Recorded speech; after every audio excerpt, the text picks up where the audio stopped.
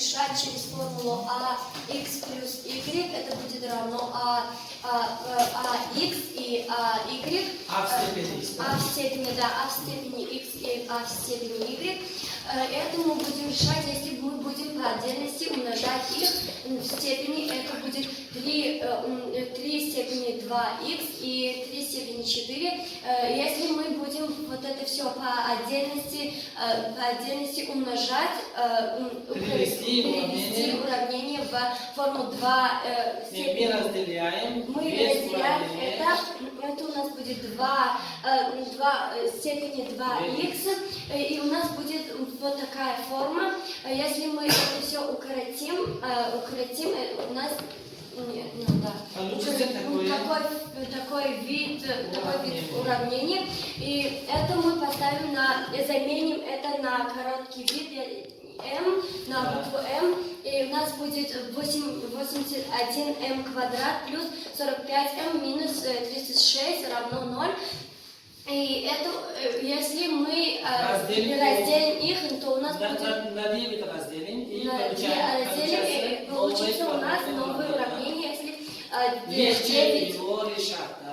9m квадрат плюс 5m минус 4 равно 0. Это будет, чтобы полегче нам решать это решение, это упражнение, да.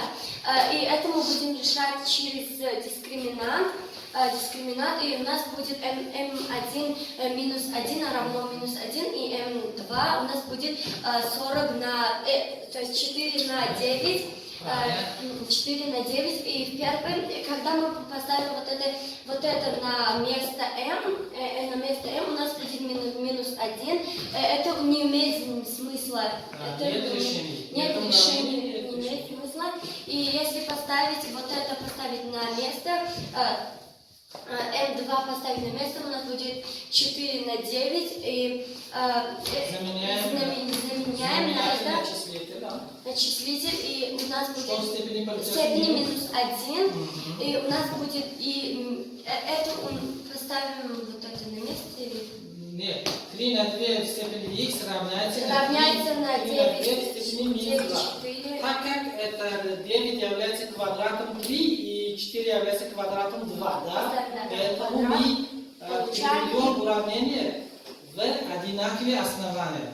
Смотрите, обе части уравнения у нас одинаковые основания, потом равняем степени, да? У нас будет x равно минус 2.